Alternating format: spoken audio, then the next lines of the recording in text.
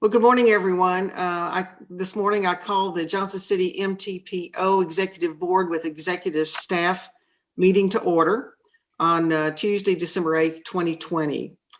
This meeting is being conducted electronically via Zoom. We're meeting electronically pursuant to the authority granted by the Governor's Executive Order number 65, and that an electronic meeting is necessary to protect the health, safety, and welfare of the public in light of the COVID-19 pandemic. Mr. Berry, I will turn it over to you. As required in this executive order, we must call the roll. Okay. And I will be calling, I do want to clarify one thing. This is a board meeting for the executive board members. I will be calling roll for the executive board members or their proxy, and they will be the ones voting. So as I start off, Mayor Kurt Alexander is being represented by Ms. Logan Eagle. Are you here? Yes, I am here. Present. Mayor Kathy Bullen. Mayor Kathy Bullen, are you present? Not present. Mr. Johnny Deacons. Johnny Deacons, are you here? Mayor Joe Grandy. Here. Present. Ms. Rhonda Sawyer for Governor Bill Lee. Present. Mayor Irene Wells for Bluff City. Okay. Did somebody just join? Carter County Mayor. Okay. That's Ms. Randy Wells. Dot. Ms. Wells is joining as well. Okay. I will come back to Ms. Wells. Ms. Patty Woodby, Carter County. Yes. Mayor Chuck Vest or Mr. Glenn Rosenoff as his proxy.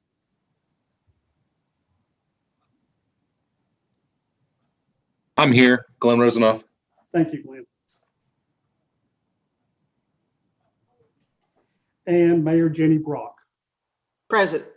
All right. And I believe Mayor Wells has joined us. Mayor Wells, are you on? We can see her.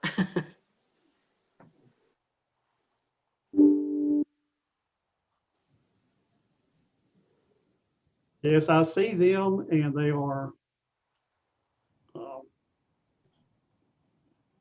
looks like they're trying to connect. Okay, can we go ahead and count her present then, since we visibly can see her? We'll come back and have her. Yeah, she's there. I believe she's live. Right. Yeah. Okay, and be she's good. there waved. So yes. All right. Thank you, Mr. Berry. Our next item on the agenda is public input. Is there anyone who is attending our meeting today, either via Zoom or who has dialed in, who would like to address the executive board?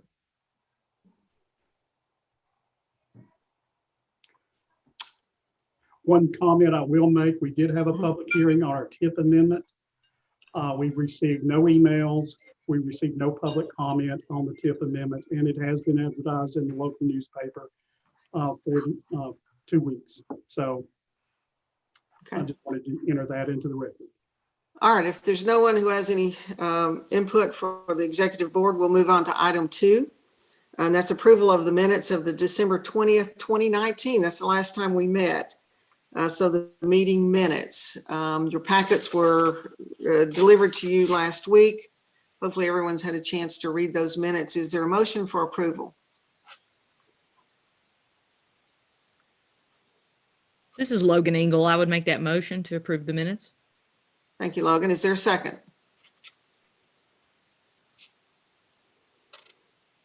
Need a second.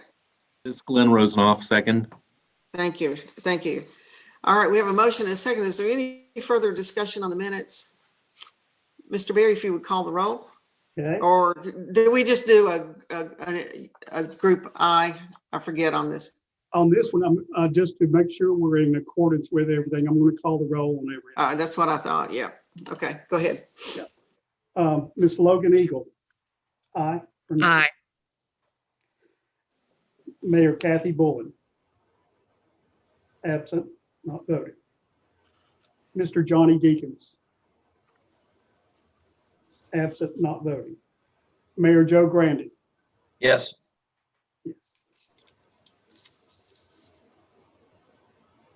Miss Rhonda Sawyer for Governor Bill Lee.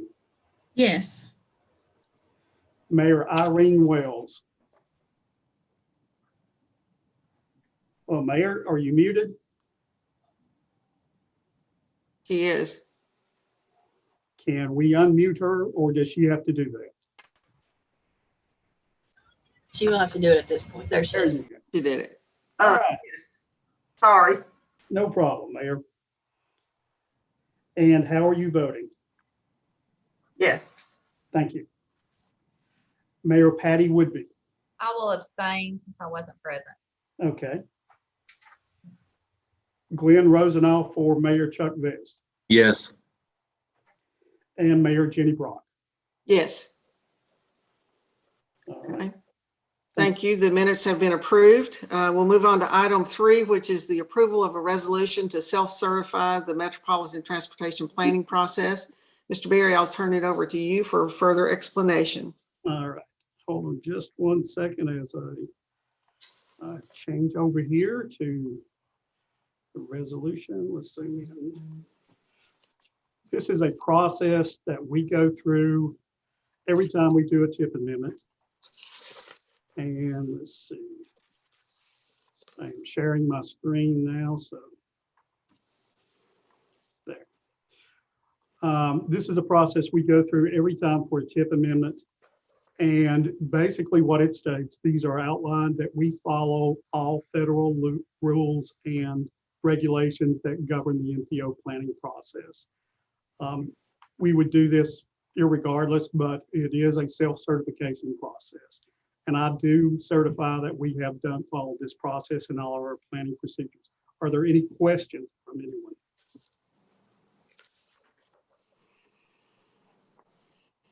If not, Mayor, I will turn it back over to you, Mayor, and we will need a motion in a second. Okay. I will give one other chance if there are any questions or comments on this recertification. Okay. If we could share the screen again, Wendy. I did that. There we go. There we go. Okay, thank you. Is there a motion to approve the resolution for the Metropolitan Transportation Planning Process certification? I'll make that motion.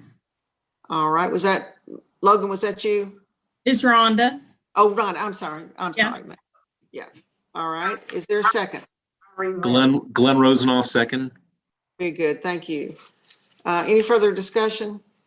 All right, Mr. Berry, I'll turn it to you for roll call. Okay. Mayor Kurt Alexander, Ms. Logan Eagle representing Mayor Kurt Alexander. Yes. Mayor Kathy Bullock. Absent, not voting. Mr. Johnny Deacons. Absent, not voting. Mayor Joe Grandy. Yes. Ms. Rhonda Sawyer for Governor Bill Lee. Yes. Mayor Irene Wells. Yes. Mayor Patty Woodby. Yes. Mayor Chuck Vest, represented by Glenn Rosenau. Yes. And Mayor Jenny Brock. Yes. All right, motion carried. Thank you.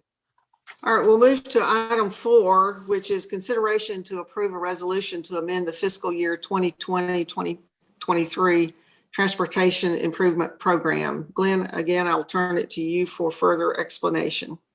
All right, one of the things that we have done, we have federal funds that come into our area and we program projects in our TIP, or Transportation Improvement Program. I'm going to share my screen for a moment, and do remind me to unshare it when I get done, because I may do that unintentionally. So, all right, this is our project, and this is our online TIP sheet, or electronic TIP, Transportation Improvement Program, electronic database. As you can see, we're adding additional funds to this project. It is a traffic signal at Bluff City, in Bluff City, at the intersection of State Route 34 and Industrial Park Road. It's a bad signal, needs to be upgraded, no deal. I want to give you a quick little history because I have had questions about this in the past. Okay, why are we adding this? Well, we looked at original costs that go back. We're adding an additional $235,000 for a total of $435,000. So when we originally programmed this signal, we were looking at, okay, 2017, or I'm sorry, that's 2020. Wrong signal. Let me grab this one. Is that it? Yes, 2017. 2 signals in Elizabethton bid out by the Tennessee Department of Transportation, $342,000. At the time, we felt 200,000 would definitely cover one. That was in 2017. Next, as we go up 2018, a year later, we'd have another contract that goes up to 537,000 for one traffic signal. And most recently, 352,000 for a traffic signal at Harris Drive. So as you can see, the prices are bouncing kind of all over the place, but the costs have gone up. I should point out that the Tennessee Department of Transportation is the one who gave us the revised figures. So we're basing our estimate off of the Tennessee Department of Transportation's latest estimate for that traffic signal. So it's a total of 411,262. We rounded it up to 415, I believe. Let me pull that to make sure I'm exactly right on that one. You are. Mhm.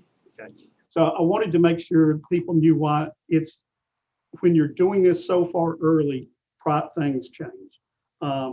It is a needed traffic signal. It's a needed project, and it is included in our tip for upgrading. So if any other questions, I'll be glad to answer them.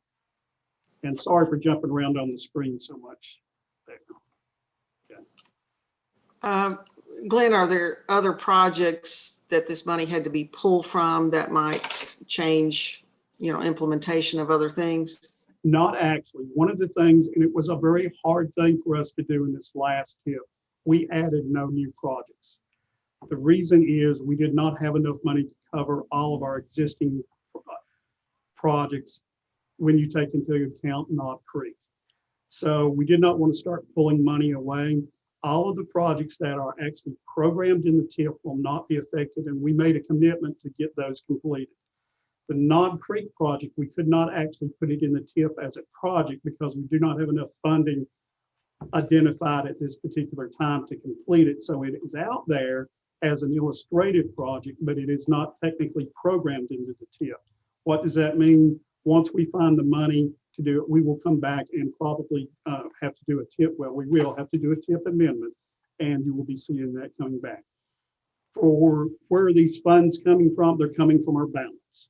We have a balance right now of unobligated funds of approximately $10 million. Out of that 10 million, roughly 2 million is going to cover the existing projects in the TIP, leaving us 8 million.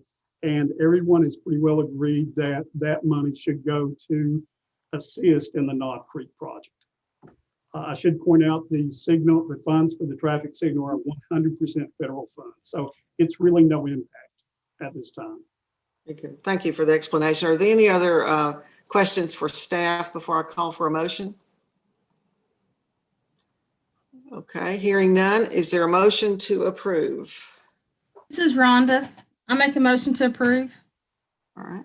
Is there a second? I second. Okay, that was Mayor Wells has the second. Any other comments? All right, Mr. Berry, you can call the roll, please. All right. Mayor Kurt Alexander, represented by Miss Logan Eagle. Yes. Mayor Kathy Bullen, not present, not voting. Mr. Johnny Deakins, not present, not voting. Mayor Joe Grandin. Yes. Miss Rhonda Sawyer for Governor Bill Lee. Yes. Mayor Irene Wells. Yes. Mayor Patty Woodby. Yes. Mayor Chuck Vest. Glenn Rosenoff, yes. And Mayor Jenny Brock, Chairman. Yes. All right, motion passes. All right, thank you. We'll move then to item number 5, which is consider endorsement of prioritized projects for TDOT 3-year work program. Mr. Berry.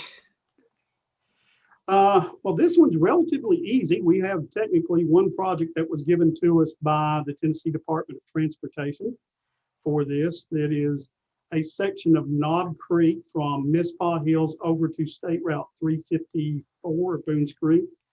And we've added one that we've had in our long-range plan, and as it has some study done by TDOT, but I'm not exactly sure where it's at, but I will show you the 2 projects here as I share my screen again.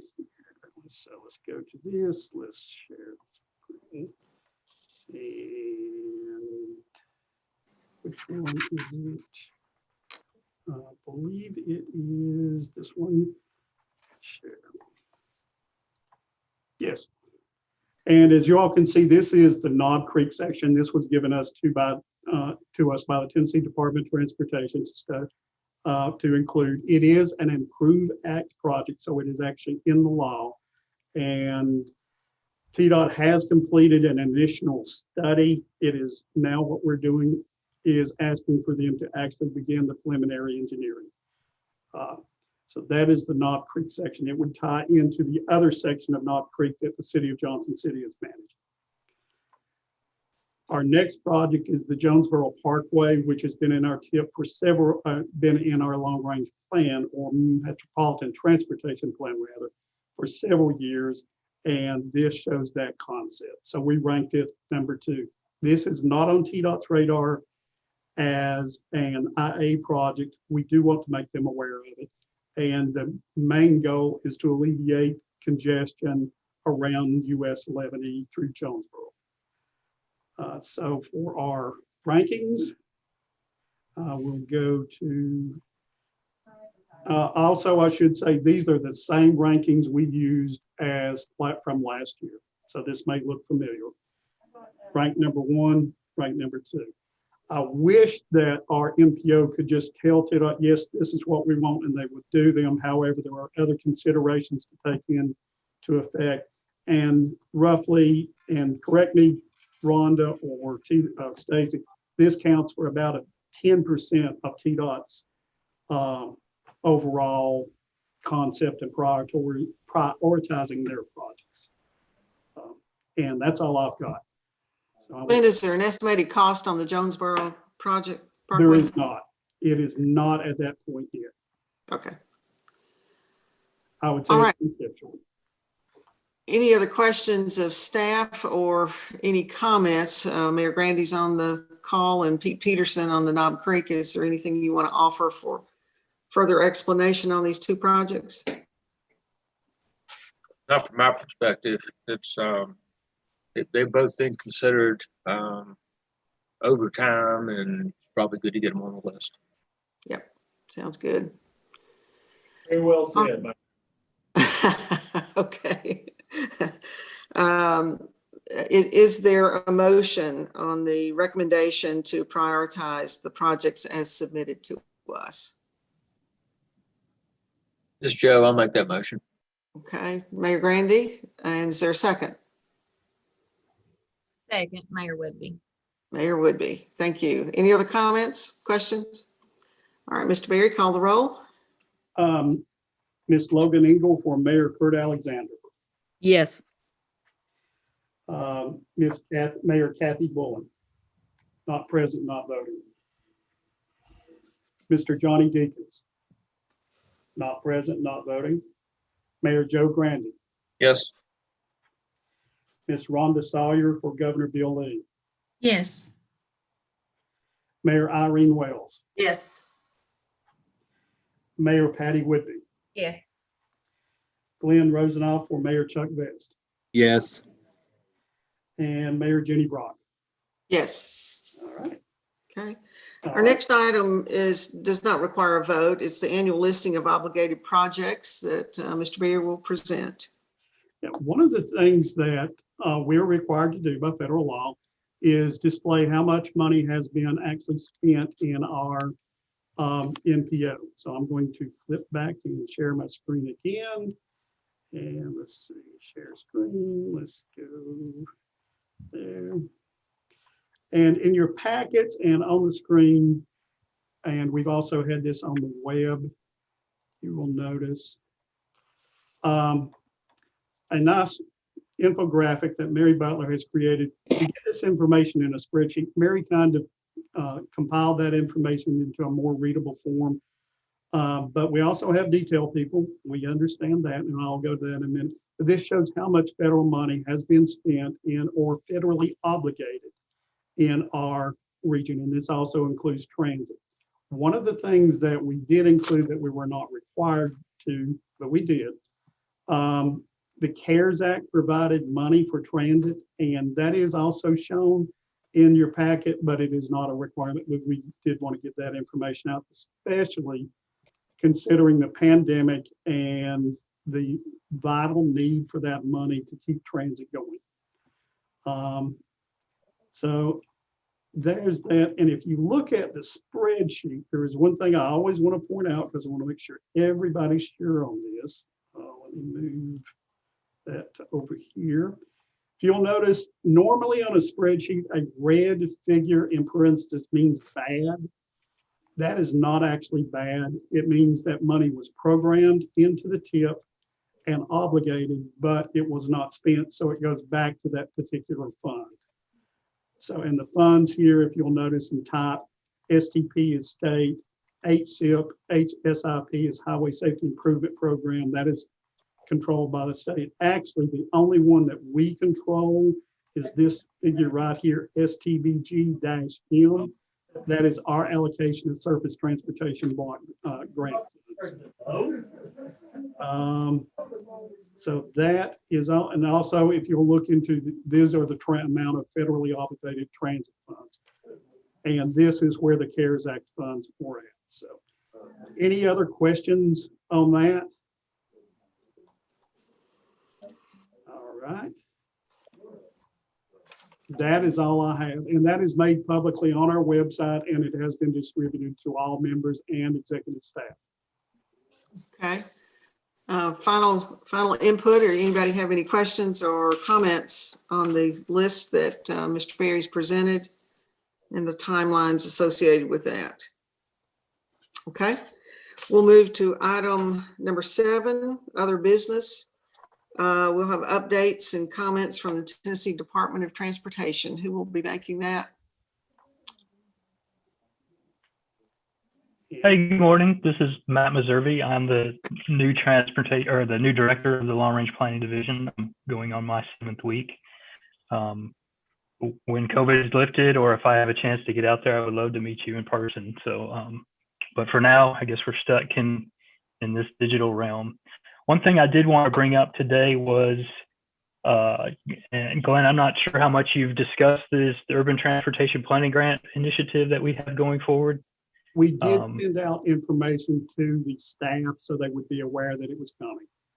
Okay, well, I did want to, bring that up the remainder of this month and the rest of this year. We are trying to get awareness of this program that's coming. Again, we're opening this official call at the beginning of the year in 2021. So at the moment, we're again trying to get the word out to let everybody know what some of the eligible activities are and a little of the specifics of the program. If it's okay, I would just like to maybe go through a couple of those items and let you know what's happening. Okay, well,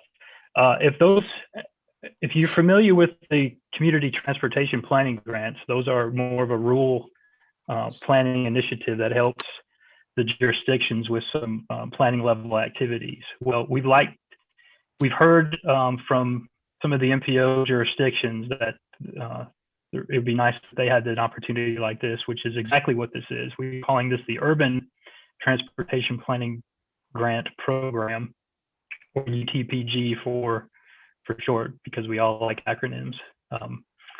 This is, again, the Tennessee cities and counties within an MTPO's area are eligible for this grant program. It's about it has a $200,000 ceiling where 90% of that will be funded by TDOT. Thank you, Glenn, for putting that up there. What Glenn is showing here are some of the eligible activities that would be covered under this. Again, it's planning level. This is covered under the state's SPR funds, so we have to limit it to planning and not engineering related projects. We have it set up to where each MPO area would be granted one project.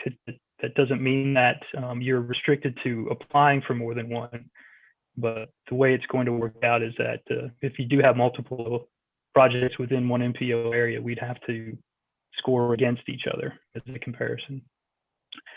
We do encourage multiple jurisdictions, maybe going into one contract to help maybe strengthen that application.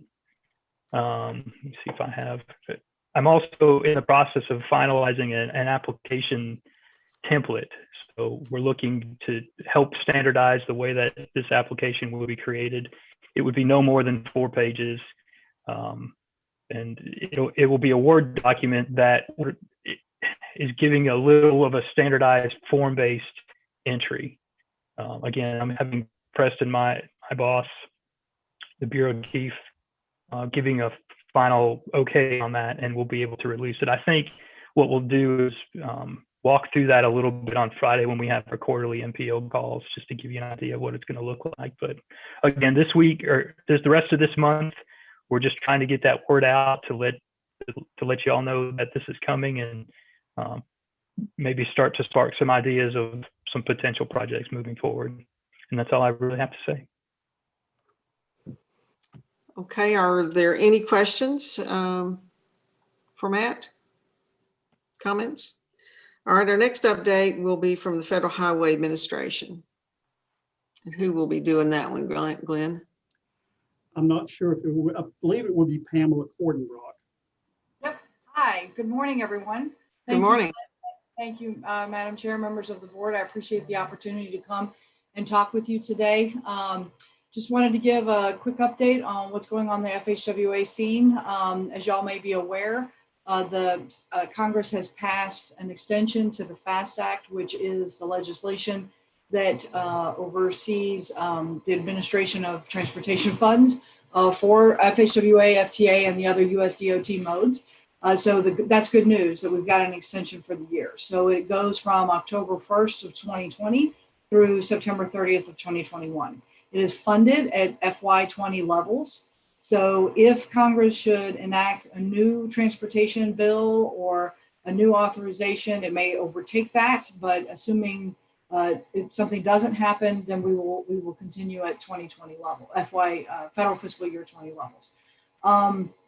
The act to extend the FAST Act is separate from the act to provide funding. So the appropriations, FHWA, like most of the federal government, was appropriated through December 11th, which is this Friday.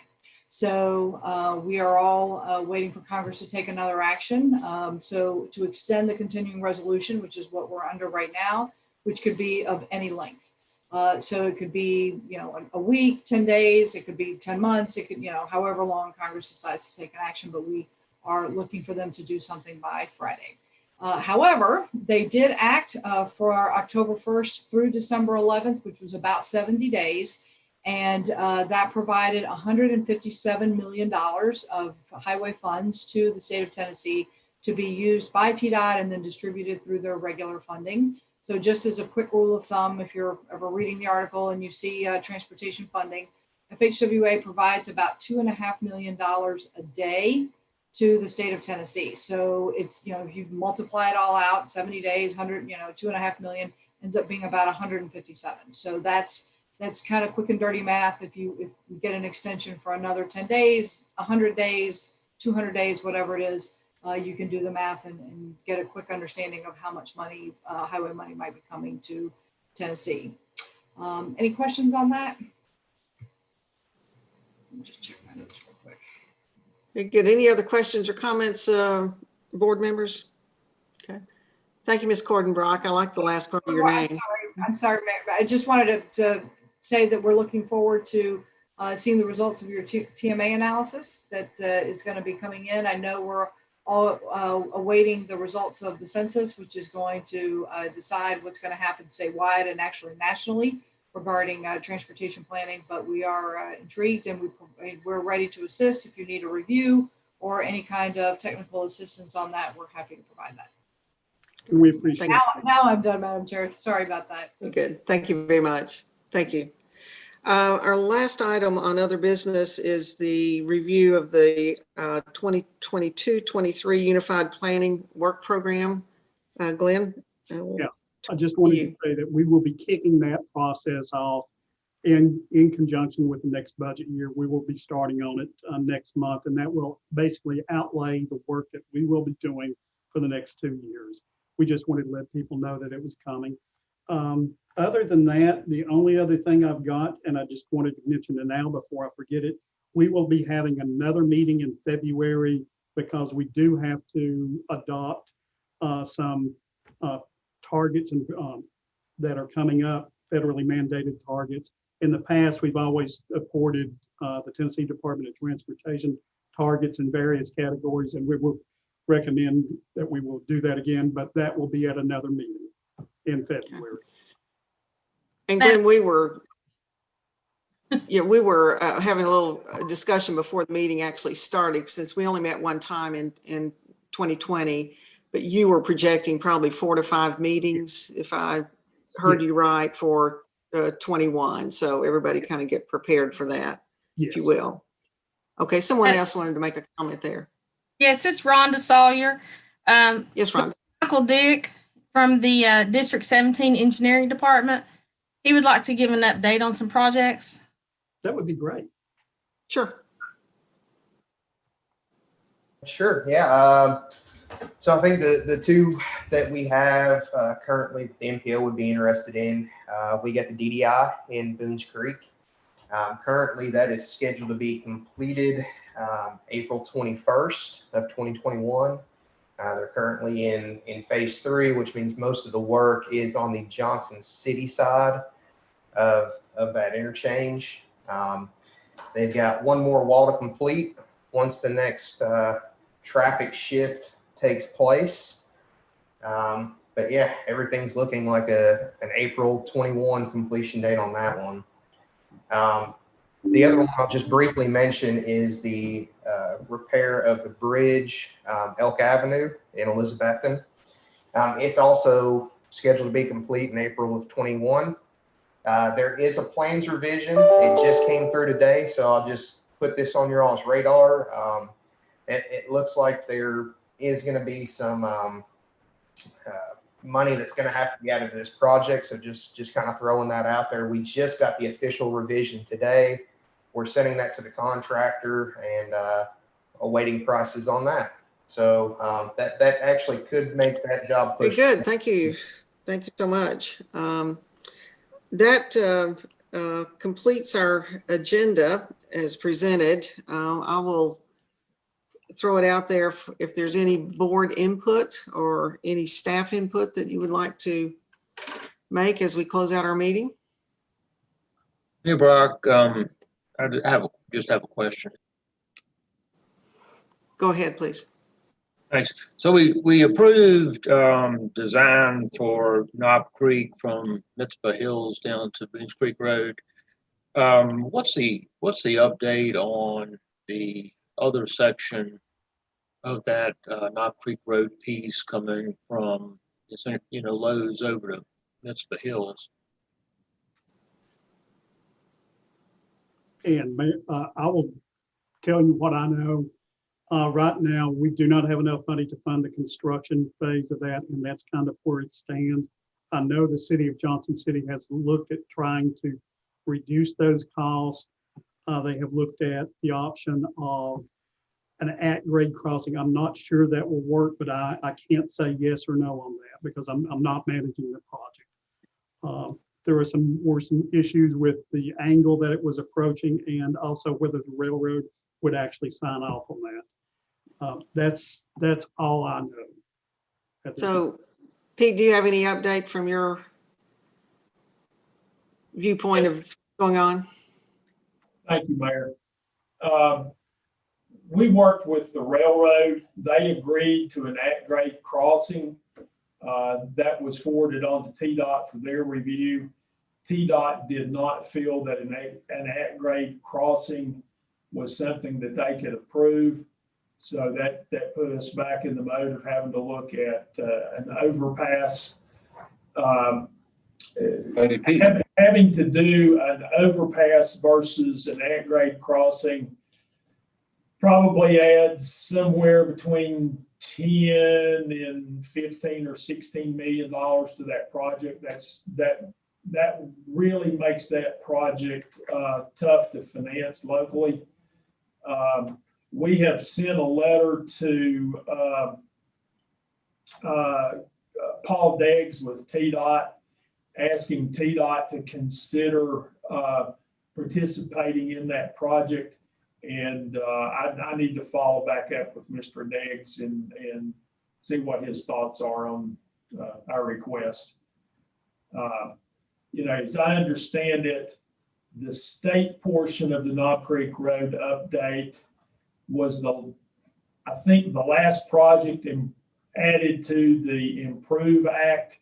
It doesn't even have a number assigned to it. It's Project XXX.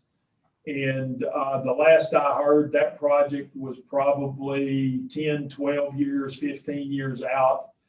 I know they're doing some have done some preliminary engineering on that section from Mizpah Hills out to Boones Creek Road, State Route 354. And in conversations with TDOT, it looks like they're going to build a Super 2 for their section of the road.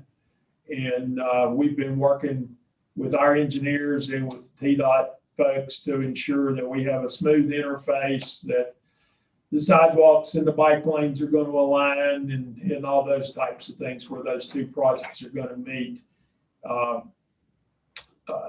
One of the things to be realized here, I think, is as it is currently conceived, the state would have a state route that ran from State Route 354 to the top of the hill there at Indian Ridge and Mizpah Hills, and then it's going to stop, and it would be a city street from that point back down to State Route 381. And part of our request and the logic behind our request is, that's going to be a connector between two state routes. It makes perfect sense for the entire length of that roadway to be a state route. We've gotten through probably 95% of the right-of-way acquisition. Planned development is probably 75% complete. It's just a matter of finding construction dollars at this point. Well, from my perspective, we don't, even though we're just beginning design and that the section that we approved as the #1 priority today, we realize that's a ways out.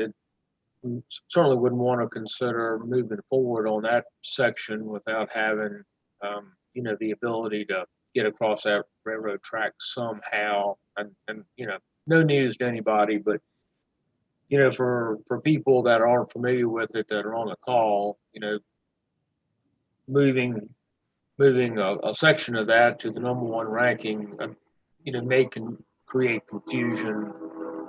That it really has to work in conjunction with the part of that project that he just described. So just for sake of order in the meeting. Thank you, Mayor Grandy and Pete. This is a big project. Certainly will open up a lot of development, I think, in that area if we can get better traffic flow and a more safe traffic flow in that area for sure. So thank you. Is there anyone else who has any input or anything they'd like to say?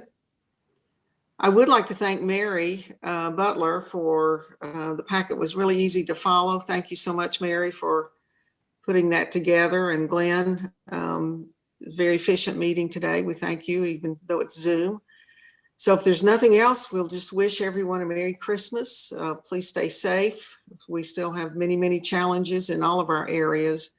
And we're hopeful that as the vaccine comes forward here, we can encourage our citizens to participate. We need vaccinations to take place. And hopefully next year, we won't be having these conversations. So without any other comments, I will adjourn the meeting and sign off. Thank you. Thank you. Thank you all. Thank you. Thank you.